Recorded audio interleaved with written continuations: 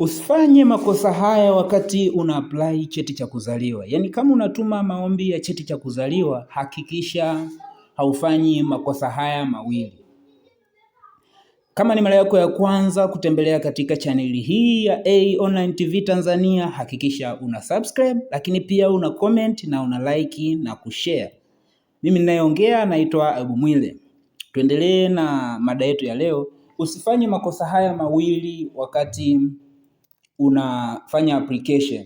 Otherwise utakutana na rejection au utakutana na wanaritani hicho cheti kwako kwamba kifanyie upya ama ongeza attachment. Kosa la kwanza ni kukosea majina.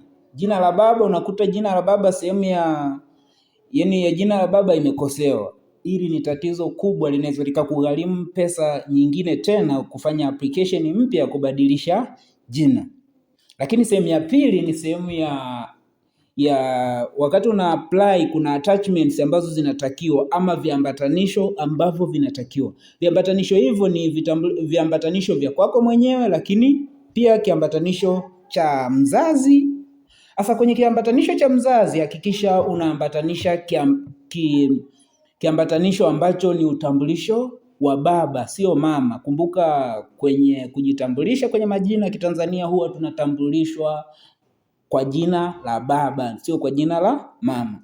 Kwa hiyo unavyoweka kitambulisho ili uongeze chansi ya ombi lako kukubalika kirahisi, hakikisha una apply kwa kutumia kitambulisho cha baba ama attachment, unaweka attachment ya baba.